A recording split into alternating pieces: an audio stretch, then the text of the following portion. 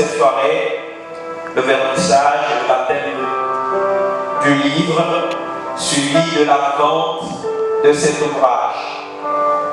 Merci à vous tous qui vous avez déjà procuré, parce que nombreux d'entre nous n'ont pas attendu cette petite soirée pour avoir la chance et découvrir le contenu de cet ouvrage. Disons merci pour cette soirée particulière, non seulement pour ce livre, mais pour notre vie. Merci Seigneur pour ce qui va se passer ce soir, pour ce livre. Permets Seigneur que ce livre nous touche plusieurs, interpelle plusieurs, réveille la conscience de plusieurs et nous prépare à ton retour. Bénis Seigneur ceux qui sont là, ceux qui vont venir. Bénis ton Fils que tu as utilisé pour écrire ce livre. Au nom de Jésus, Amen.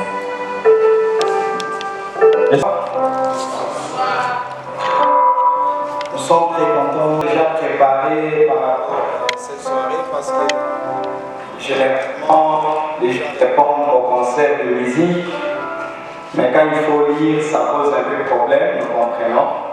Sans plus tarder, nous allons passer à l'essentiel. Docteur, évangéliste, pasteur et prophète. Chers frères et sœurs, mesdames, mesdemoiselles et messieurs, distingués invités à vos titres et qualités respectifs, Shalom. C'est avec immense joie que nous sommes devant vous pour prendre la parole dans cette occasion de la présentation du vernissage et de la publication du livre que nous avons écrit sur l'Église de la primitive à la finitive. Loin de nous l'idée de nous prévaloir détenteurs de la toute vérité sur l'Église. Nous sommes très reconnaissants de votre présence. L'Église, chaque jour, révèle une compréhension qui est différente de celle qu'elle avait hier. Ainsi, dans ce livre, hormis l'introduction et la conclusion, nous l'avons écrit avec 4 chapitres. Le premier chapitre parle de la constitution de l'Église. Le deuxième chapitre parle sur les fonctionnements de l'Église. C'est que l'Église, c'est la réunion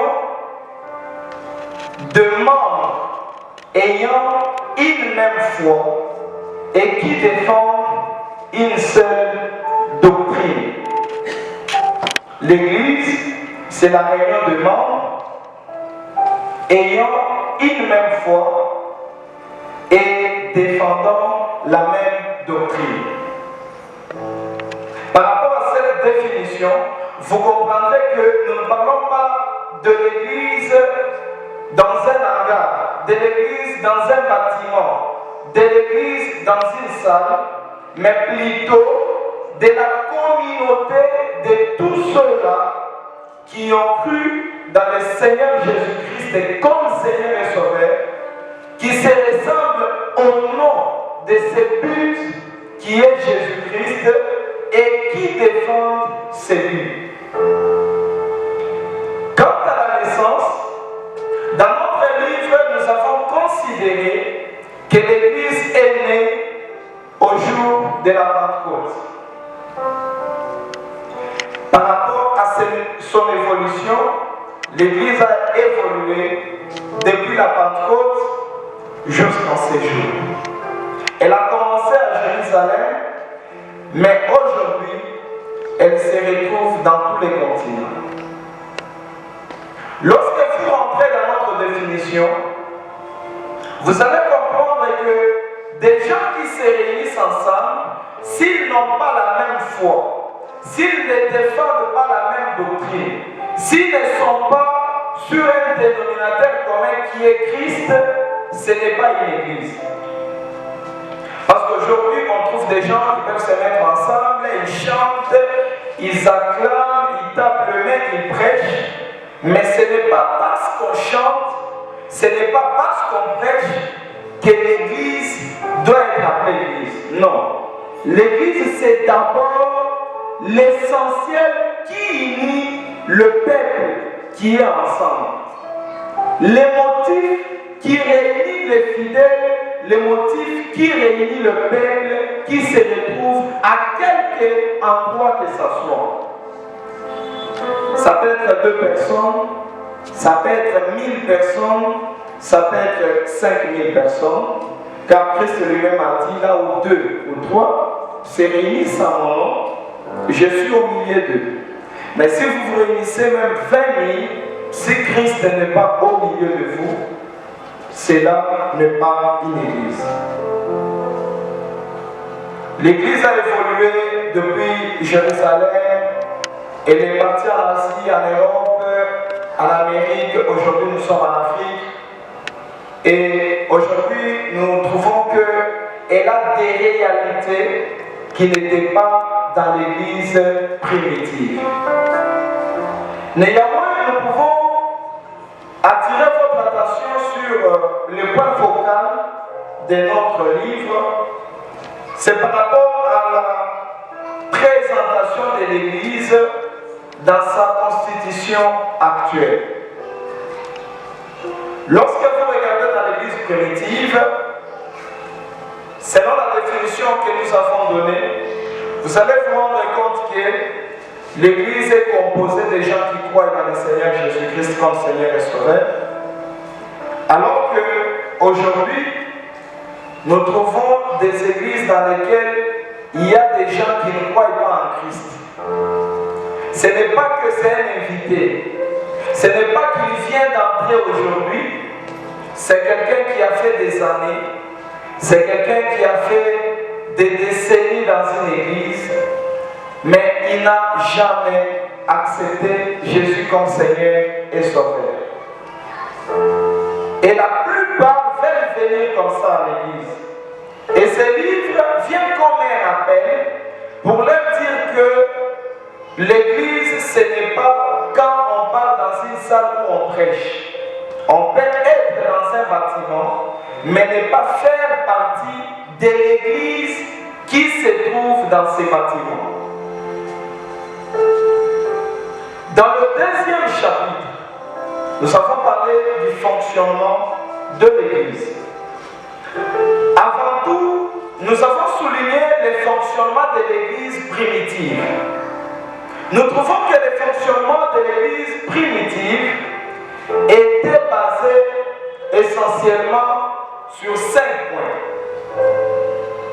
Le premier point, c'est l'écoute des enseignements. Quand vous entrez dans l'église primitive, tout le monde était là. La Bible dit qu'il persévérait dans l'écoute des enseignements. Ça, c'est dans l'église primitive. Le deuxième point, c'est la communion entre frères et sœurs. Vous trouverez que les liens étaient aussi forts entre les membres d'une église primitive. Les gens étaient une même famille. C'est de là même qu'on parle de la famille chrétienne. Parce que quand on entrait dans l'église, on oubliait le reste, on devenait une famille. Le troisième point qui marque le fonctionnement de l'église primitive, c'est le partage. La Bible dit que ceux qui avaient des propriétés les vendaient, ils amenaient le prix auprès des disciples, des apôtres, afin que cela soit redistribué entre tous, chacun selon ses besoins. Le 4e point, c'était la simplicité avec laquelle le membre de cette église se réunissait pour rompre le pain, pour manger comme dans une famille. Et enfin, le 5e point, l'église primitive avait la faveur du peuple. Lorsque nous partons de cette église primitive pour la comparer à l'église actuelle, lorsque je parle de l'église, je prends toutes les églises, toutes les assemblées, je prends tous ceux qui ont le membre qui accepte Jésus-Christ comme Seigneur et Sauveur et qui accepte de marcher sous la mouvance du Saint-Esprit avec espérance qu'un jour, c'est Jésus qui est parti reviendra. Mais dans sa globalité, nous trouvons qu'aujourd'hui, cette église actuelle ne fonctionne presque pas. Ce n'est pas toutes les églises. Ici, nous parlons de l'église avec E majuscule parce que nous parlons de la communauté ou de la réunion de tous les fidèles. Mais quand je parle des églises, c'est nos assemblées.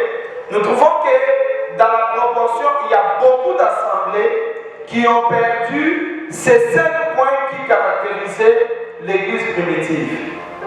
Je prends le premier point. On a parlé de l'écoute des enseignements. Aujourd'hui à l'église, c'est vrai, beaucoup de gens partent à l'église et ils écoutent les enseignements, la prédication, parce que dans chaque culte, il y a un prédicateur. Mais, sans perdre d'être contredit, aujourd'hui, beaucoup de gens ne vont pas à l'église avec comme priorité d'abord l'écoute des enseignements. Beaucoup de gens, nous allons à l'église d'abord pour nos besoins. Beaucoup de gens, nous allons à l'église pour voir, pour contempler la puissance, la démonstration de la puissance. Beaucoup de gens, nous allons à l'église parce que nous avons des problèmes, parce que nous avons des requêtes, parce que nous avons des questions que nous voulons que Dieu résolve. Beaucoup de gens, nous allons à l'église avec comme centre d'intérêt nous-mêmes. Notre mariage, notre emploi, notre promotion, les sociétés de nos familles, ainsi de suite. Alors que l'essentiel d'abord, lorsqu'on doit aller à l'église, selon que l'église primitive, nous l'avons présenté, c'est d'abord l'écoute des enseignements. Et l'écoute des enseignements, ce n'est pas d'abord sur nous, mais c'est sur Dieu et c'est sur l'homme de Christ. Toujours dans la réalité de l'église actuelle, nous pouvons souligner aujourd'hui l'individualisme à outrance. C'est vrai qu'aujourd'hui, nous ne sommes plus dans le contexte où nous devons vendre tout ce que nous avons pour amener les prix à l'église, mais néanmoins, nous avons chacun la responsabilité de partager avec nos frères, de partager avec nos sœurs. L'église actuelle voudrait que toutes les questions soient résolues par l'homme de Dieu qu'on appelle le pasteur. Que ce soit des questions spirituelles, on envoie la personne chez le pasteur. Que ce soit même des besoins sociaux, les questions sociales, on voudrait que ce soit toujours le pasteur, on voudrait que ce soit toujours Dieu qui puisse répondre à cette question. Aujourd'hui, je voudrais vous lancer quand même un défi, c'est une question. Remarquons devant nos églises.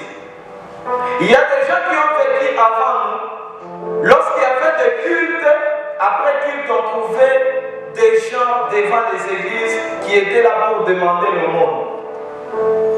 Il y avait des jours où on évitait les nécessités, on trouvait les nécessités qui viennent à l'église pour demander une contribution, un soutien. Mais aujourd'hui, je voudrais quand même poser cette question. Où sont passés tous nos mendiants, les demandeurs de l'église? Gloire à Dieu parce qu'il y a des églises qui ont pris les mendiants qui étaient en dehors de l'église pour les amener à l'intérieur de l'église afin de leur donner ce qu'ils désirent et de leur prêcher la parole. Mais pour certaines assemblées, les mendiants ne sont plus là. Excusez-moi le terme, les demandeurs ne sont plus là. Pourquoi? Parce que tellement qu'ils viennent dans nos églises, ils viennent devant nos églises, on leur assiste plus. L'église n'a pas la présenter l'église à l'extérieur, c'est comme si vous venez présenter un produit qui a déjà perdu sa valeur, qui a déjà expiré.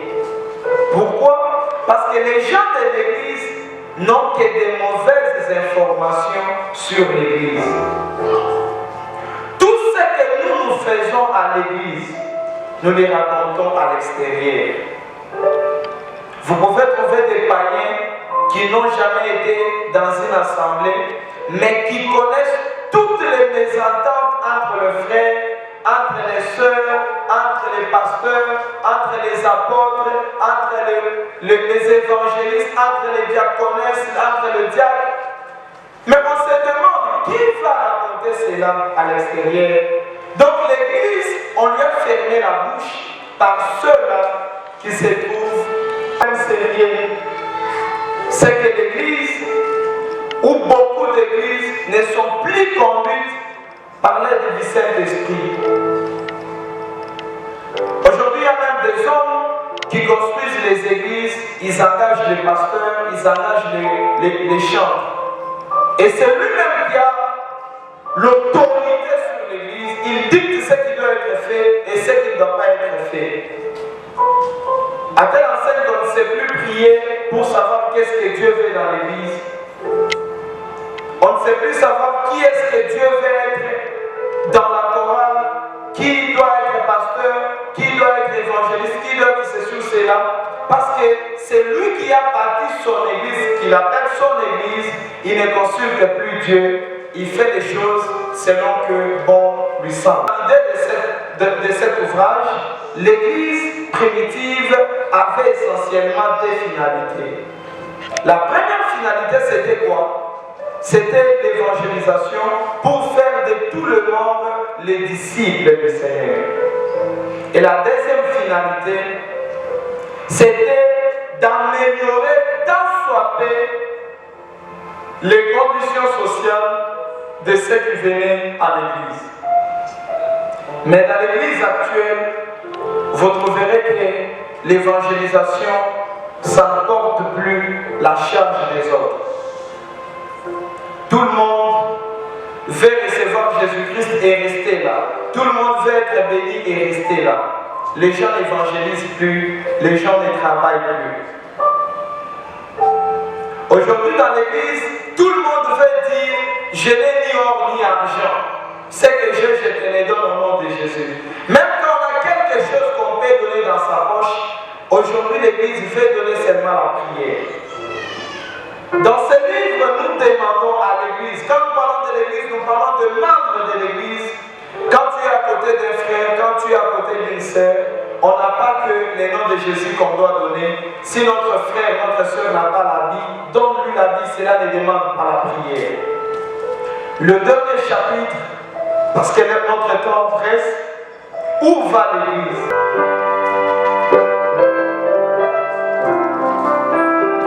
Voilà. En maintenant, nous faisons les vernissages. Nous allons, selon qu'il est écrit, lorsque le Saint-Esprit viendra, il vous enseignera.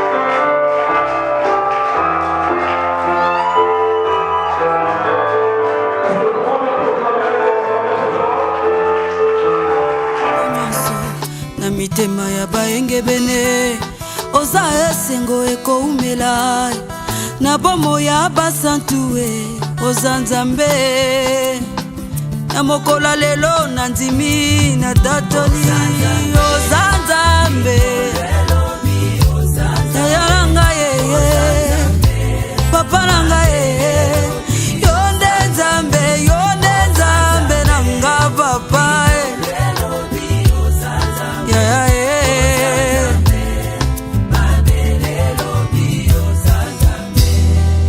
oza nzambe na nguya oza nzambe na makasi ye oza nzambe na elonga ye oza nzambe na nyonso bongo toloba lisusu nini olonga oko